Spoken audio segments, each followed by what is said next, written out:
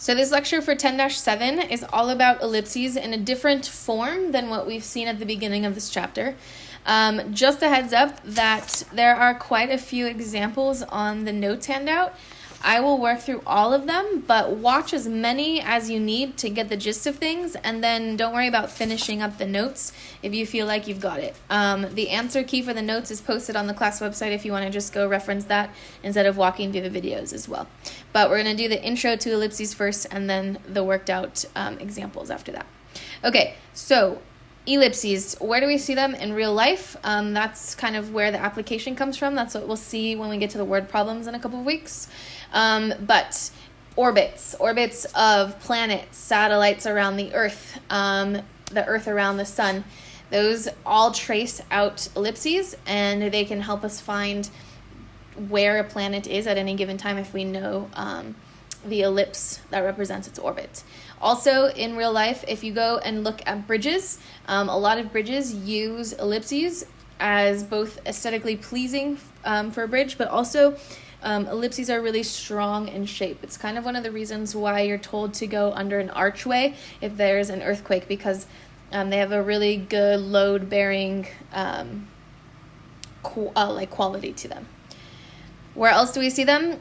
Well, if you've ever been to San Francisco, on Market Street, there's these two huge cement discs that are kind of set into the ground, and if you sit in front of one of the discs and you have somebody else go sit in front of the other one, you guys can talk to each other across Market Street, and it's really cool because it only focuses on your voices, and that uses the properties of an ellipse. We call that a whispering gallery. A lot of inside buildings carry that quality to it as well. So if you're standing at one of the focus points of the ellipse and another person is standing at the other focus point, then you guys can hear each other perfectly because of the way sound is reflected along the ellipse. The last example I've got here, I can't even pronounce it, lithotripsy treatments. This is a method of getting rid of a kidney stone without having to go through surgery. So what they do is they put the patient in an ellipse, essentially, with the machine and their kidney, creating focal points for that ellipse. And then what happens is they use an ultrasound machine to emit shock waves that hit the other focal point, which is the kidney stone inside of your kidney, and then it shatters the kidney stone essentially so that you can pass it easily. So just examples of where we see them in real life, kind of throughout different things, not just architecture, which I know is what geometry focuses on heavily. But yeah, so moving on, here's a geometric definition of an ellipse, and then I've got kind of a diagram or an animation that goes with it. We define an ellipse as the locus of points. So again, we're going back to that word locus. It's the set of all points whose sum of distances d1 and d2. So d1 and d2 are the distances from each focal point to a point on the curve is a constant. So if you see the animation we've got, the two places where the ropes are stationary, so those two pinpoints, those are the focal points on this ellipse. And then we take those distances, we add them together to get all the points on the circle or on the ellipse, So that's kind of the geometric definition of an ellipse. And we call the constant 2a. And if that's the case, then d1 plus d2 is equal to 2a, where d1 and d2 are the distances from each focal point to any point on the ellipse. Okay, so let's pick a point on the ellipse, and let's pick specifically a point on the ellipse that is also on the minor axis. So remember, the minor axis is the shorter height of the ellipse. And we're going to pick that point to be on the minor axis. So this is an ellipse centered at 0, 0, and we're looking at the point on the positive y-axis here. If we define d1 and d2 as the distances from each focal point to a point on the curve, so let's call this one d1 and this one d2, Then we also know if we add these two things together, d1 plus d2 is equal to 2a, that constant that we talked about in the definition on the last slide. Then what happens when P is on the minor axis is d1 plus d2 equal to 2a. d1 is equal to d2 when P is on the minor axis. So we can also define the distance from each focal point to a point on the minor axis as a. Remember, a is part of the equation of our ellipse. So a is always under the longer term. It's the distance from the center to one of those vertices. Okay, so then we can define a as a couple of different things now, not necessarily exactly what we know from the beginning of this chapter. So things to remember here, and I've color-coded based on the picture on the upper right-hand corner. A was always the distance from the center to either vertex. So A gave us half the length of the major axis. Now we're going to add to that A is also the distance from the focal point, any focal point, to a minor axis intercept. There's only two minor axis intercepts. A is the distance from the focal point to one of those minor axis intercepts. So there's two definitions for A. One of them comes from the equation of an ellipse. The other comes from this newfound information about the way that we've defined an ellipse. B is the distance from the center to the minor axis intercept. That hasn't changed. That is also part of the equation. B is half the length of the minor axis, but the distance from the center to the minor axis intercepts. And then C is this new thing. Because we've introduced these focal points, we'll define C as the distance from the center to either focal point. Now, the focal points are always going to lie on the major axis, so that's something that we're going to keep in mind. From the center, we'll hit a focal point and then a vertice right after that. And that's how we're going to graph ellipses now, with these focal points in mind. Okay, so couple of pieces of information that are really important that we're going to need to write down here. There is this thing called eccentricity. So this is new. The eccentricity is how we measure how flat the curve is, essentially, of an ellipse. So if we've got this diagram, we start left to right. We've got a perfect circle on the left-hand side, and then we're going to an ellipse that's like really, really flat on the right-hand side. And so the rule is this. A circle is an ellipse with an eccentricity of 0. So if I mark that here, a circle has eccentricity 0. A circle is circular. It's not flat at all, which means its eccentricity is 0. There's no flattening in a circle. And then the more flat that we go with these ellipses, the closer to 1 the eccentricity is going to be. It will never equal 1 because the eccentricity of a parabola is equal to 1, and ellipses aren't parabolas. So for an ellipse, we will fit eccentricity between 0 and 1. If you calculate your eccentricity and it's not between 0 and 1, there's something wrong with your equation. So we calculate the eccentricity by just taking C over A, where C is the distance from the center to a focal point, and A is the distance from the center to the vertex. And that's how we're going to calculate the eccentricity. That is what you guys are going to do as part of your homework assignment. Now, there's one more piece that we need to know in order to help us find A, B, or C, specifically C and A, to calculate eccentricity. That is the Pythagorean relationship of an ellipse, and that is this. It's a little bit weird, but it is b squared plus c squared is equal to a squared. A is always the largest number between b, c, and a. The way that we've defined a, the center to the vertex, is always going to be the longest measure. So it's always going to be the hypotenuse of whatever triangle we're making, where b and c become the side lengths. So that's just something we've got to know. Write it down in your notes and then refer back to that when you guys are doing your homework. All right. Homework problems are going to look exactly like the way that I do these examples. So you're not going to do the book work using the book instructions. You're going to make sure that for all of the homework problems, you have a sketch of the graph of the ellipse. You've labeled the vertices, the focus points, the minor axis intercepts. You've calculated the eccentricity, and you're writing the equation of the ellipse. So all of this pieces of information for every problem, if you want full credit on your homework assignment, my recommendation is this. work through a couple of these examples with me, and then skip whatever examples you think you can in order to do the homework correctly. So really choose the length of this video that you want it to be. Just keep watching until you think you've got it, and then the answer key for the handouts is on the class website if you just want to check your answers. All right, example A here, we've got this. An ellipse with a center of 0, 0, focal point 5, 0, vertex 8, 0. So I'd say let's just plot what we've got and then we'll go from there. All right, so our center is 0, 0. I'm not going to mark that, but we know that our center is the origin. We've got a focal point of 5, 0. So again, I'm really just going to sketch this. So our focal point is 5, 0. I'm just going to call it F so that I know the difference between the focal points and the vertex. And then we've got a vertex over here at 8, 0. So if the center is 0, 0, the other focal point has to be equidistant from the center. So our other focal point is negative 5, 0. And then our other vertex has to be negative 8, 0. Okay, the focal points and the vertex are equidistant from the center.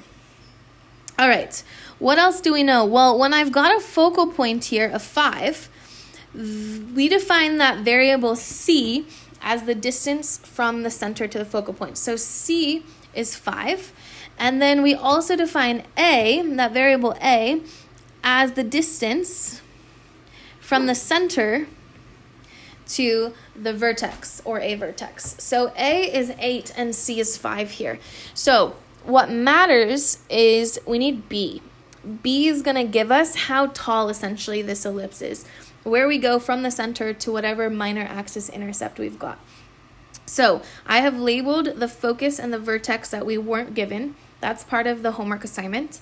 And then we're going to find B. Now we're going to find B using the Pythagorean relationship that we had mentioned. So A squared is equal to B squared plus C squared is the Pythagorean relationship for an ellipse. That will change when we get to hyperbolas. I know A is 8. I don't know what B is. We're trying to find that. And C is 5. So we get this. 8 squared is equal to B squared plus 5 squared. So that gives us 64 minus 25 is equal to B squared. So it looks like, what is 64 minus 25? 39. B is equal to the square root of 39. And I'm going to leave that. I don't want decimals in your answers for your homework. Leave it as a radical. Okay, so what that means is we're going to go up root 39 and down root 39 from the center in order to get those minor axis intercepts. So the square root of 39 is somewhere, it's something like 6 point something, right? 36 is 6 squared and 49 is 7 squared. So it's really close to 6. That is one of our minor axis intercepts. That is 0 root 39.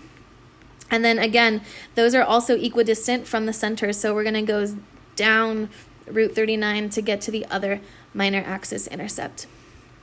And then we can finally sketch the curve here. So we go through the vertex. A lot of people are going to go through the focal point and realize that they graphed it wrong after that. The focal points are always going to go on the inside of our ellipse. All right, so that's our ellipse. That's a really messy thing. So we've got the sketch. We've got the vertices, we've got the focal points, we've got the minor axis intercepts. What's left is the eccentricity and the equation. So I know the equation, that is x squared over a squared, because we're longer along the x-axis. A goes under the x value, and then y squared over the square root of 39 squared, because root 39 is b. That's equal to 1. That's our equation in magnification form. And then the eccentricity is always C over A. So C was 5, A was 8. That value is between 0 and 1. You're done.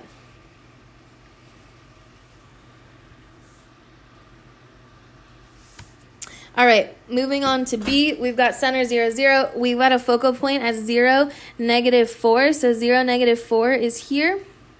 That's one of my focus points. And then we've got a vertex at 0, 5. Okay, so that means from our center, I can go down 5 to get to the other vertex. And then from the center, I go up 4 to get to that other focal point, because the center is equidistant from the vertices and the focal points. So that's what ours is going to look like in this case. We know we've got an ellipse that is going to be more tall than it is wide, and we've just got to find those other pieces of information. So I know from the information that we're given that A is the distance from the center to the vertex. A is 5. And C is the distance from the center to the focal point. That is 4. That means if we're following the Pythagorean relationship here, we get 5 squared is equal to b squared plus 4 squared. This is 25 minus 16 is equal to b squared. B is equal to 3 in this case. So I know from the center we're going to go right 3 and left 3 to get to the minor axis intercepts. That should be 3, 0. And then we can sketch the curve of this ellipse. All right, got the sketch done. Now I just need the eccentricity and the equation. So again, it's centered at 0, 0. This time it is taller. The major axis is along the y-axis. So B is going to go under x this time. That is 3 squared. And then we've got y squared over the value of A, which was 5 here.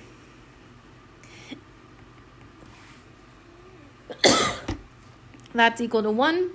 And then the eccentricity is always C over A. In this case, the eccentricity is 4 over 5. Okay, again, that's between 0 and 1, so we know we're good to go.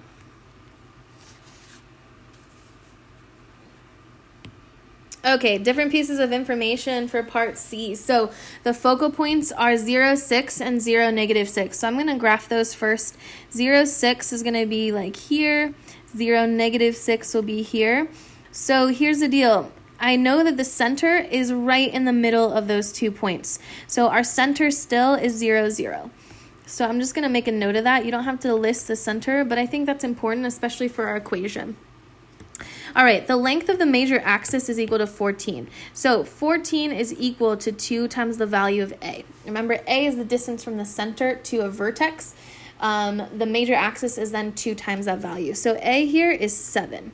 So that means we're going to go up and down 7 in order to get to the 2 vertices. So the vertices look like that. And then again, we're going to use the Pythagorean relationship in order to get the value of B so we can figure everything else out. So if A is 7, this is 7 squared is equal to B squared plus 6 squared. C is 6, the distance from the center to a focal point.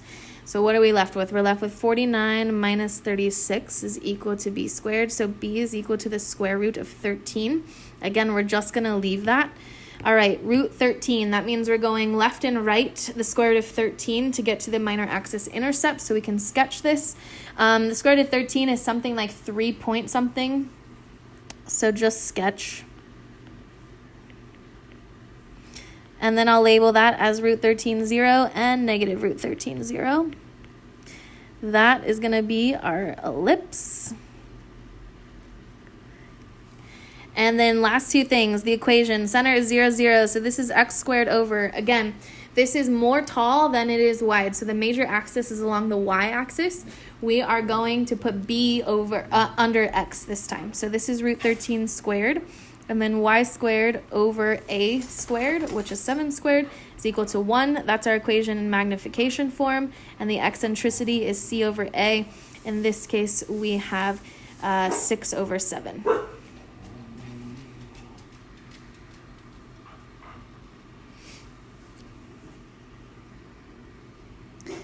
All right, very similarly, the vertices 10, 0, and negative 10, 0. So I am going to put that here and over here.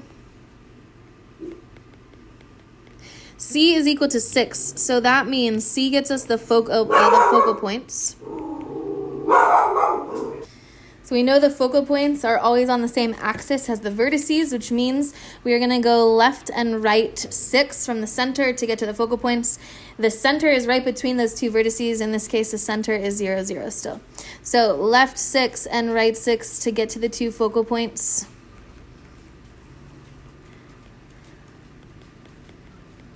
And then again, Pythagorean theorem to get B.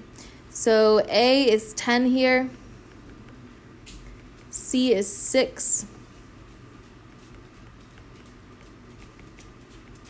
So B is equal to 8.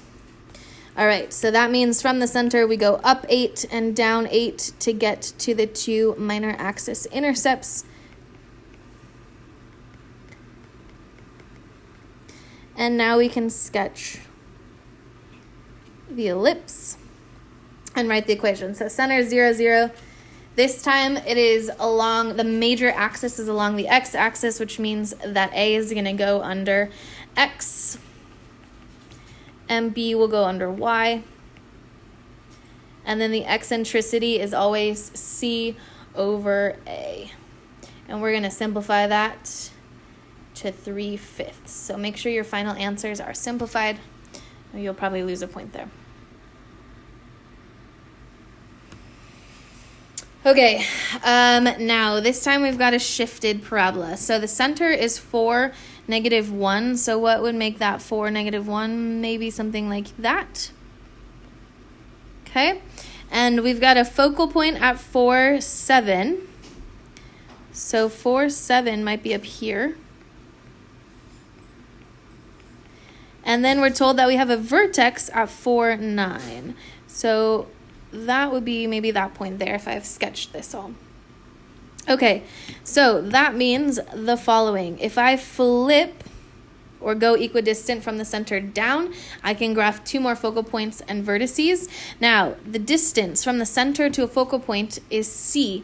Let's count it. If I move from the center up to that focal point, we are moving up a total of 8 units. So C is equal to 8 in this case. And then if I move from the center up to the vertice, that is the distance or the value A, we are moving up a total of 11 units. So A is equal to 11 in this case. Okay, so we've got, sorry, not 11, 10. -1 to 9 is 10. Okay, so I can find the value of B using Pythagorean theorem. That is 100 minus 64 is equal to B squared. So B is equal to 6 in this case. And I can find all of the other things. So from the center, we're moving 6 right and 6 left to get to the two minor axis intercepts. So 6 to the right, our center is 4, -1.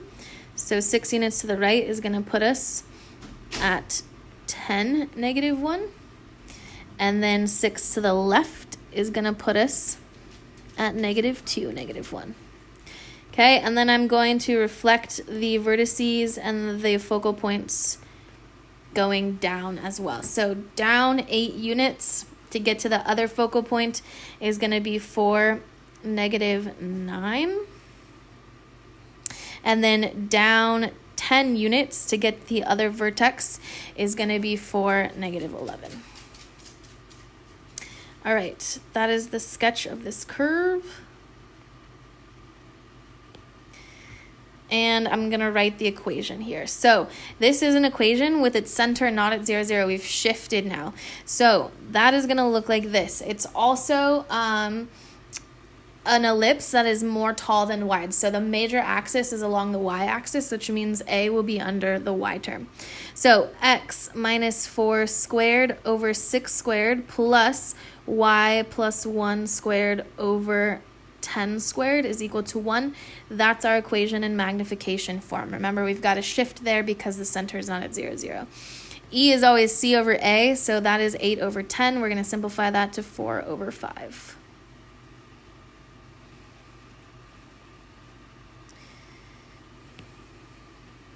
All right, 2 focal points, 5, -2. So 5, -2 might be this point here. Let's see.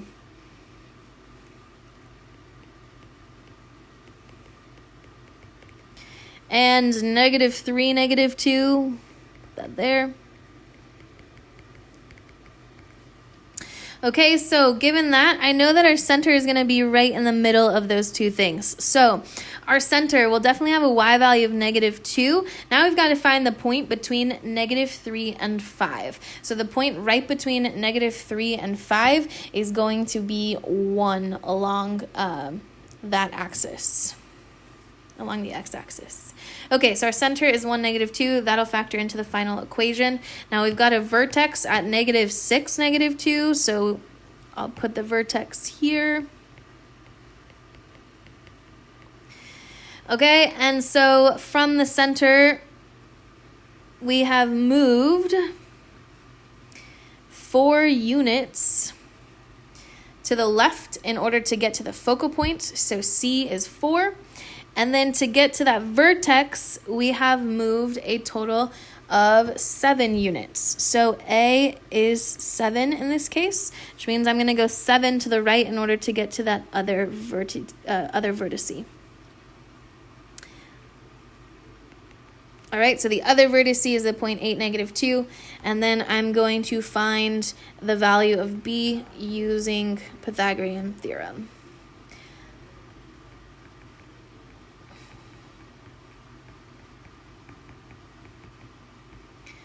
Okay, so B is equal to the square root of 33.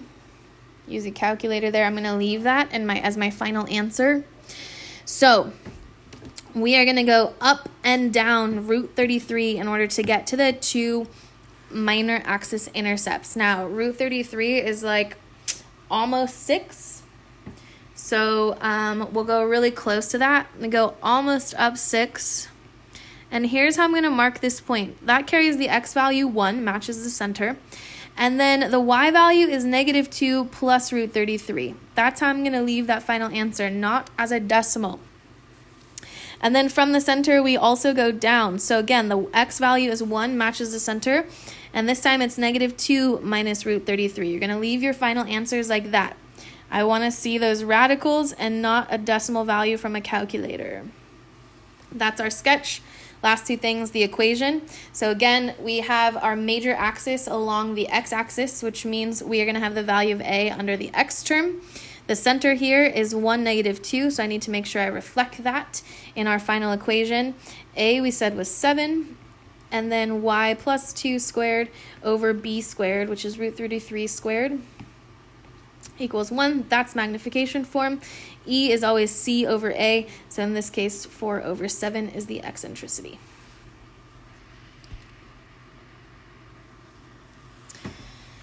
Okay, last two here. G, we're given the vertices and the value of C. 1, -4 could be something like this. And 1, 8 is going to be up here. Okay, the center is directly between those two. So right in the middle, that center then is going to carry an x value of 1. It's going to match those two vertices. Now, the point right in the middle of 8 and -4 along the y-axis is going to be 2. Okay, we're finding something right in the middle there. Okay, so next, we are told that C is equal to 3. So C gets us from the center up and down to the focal points. So if I go up 3, we get 1 focal point. And if I go down 3, we get the other focal point. All right, and then we just need to find B in order to finish this sketch. So A squared is equal to B squared plus C squared, and we know that A is the distance from the center to a vertex. So A is equal to 6. B is equal to the distance from the center to a focal point. We're told that was 3. All right, so in this case, B is going to equal the square root of 27. So from our center, we're going to move right and left. Root 27, square root of 27 is a little bit more than 5. So I'm just going to mark that here. Now, that is going to carry a y value that's the same as the center, but the x value is going to be 1 plus the square root of 27, comma 2. And then we're going to go to the left, and that is going to be 1 minus the square root of 27, comma 2. And then I'm going to sketch the curve there. Right, the final equation then, this is an ellipse whose major axis is along the y-axis, so the a value will go under the y term. We've got a center of 1, 2 that we need to factor in. Final equation, it's going to look like this then. Right, that factors in for the shift in center, and then the eccentricity here is always c over a, so our eccentricity is 1/2. All right, very last example, and then you guys get started on your homework. The center of this ellipse is 2, 3, so I'll just sketch that maybe here. Okay, we have a focal point at 6, 3, so 6, 3, and then we're told this. There is a point on the curve at 2, 6. So 2, 6, and this is actually really interesting, okay? Make sure you sketch this accurately. 2, 6 is directly above the center. So what that means is that gives us the value of b. This is the only example where we've been given the value of b. And the distance from C to that point P, which is a minor axis intercept, is 3. So b in this case is 3. And then what else do we know? Well, we can find the value of C because C is always the distance from the center to a focal point. In this case, C is 4. So different pieces of information. That's all that we've got. Now I've got to use this to actually find A this time. So this is the only example where we're solving for A instead of B. A squared is equal to 3 squared plus 4 squared. So A is equal to 5. 3, 4, 5, that's a Pythagorean triple too. Okay, so I know then that to get to those two vertices, we're going to go left and right 5 units from the center. So 5 from the center puts us with a vertex here. That is going to be 7, 3. And then 5 to the left,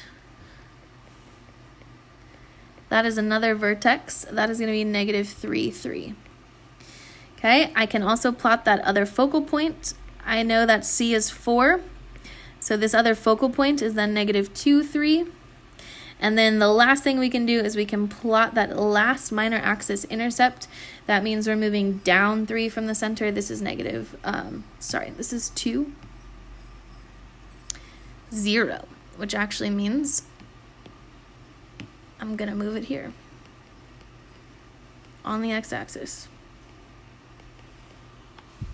Okay. Sketch the curve. This is a really, really rough sketch of that. All right, last thing. This is an ellipse whose major axis is along the x-axis. So the a value will go under the x term. This is going to be x minus 2 squared over 5 squared plus y minus 3 squared over b, which we found was 3, equals 1. And then the eccentricity, c over a, which is 4 over 5, less than 1, greater than 0. All right, play around with that, fast forward through this video, and then get started on your homework.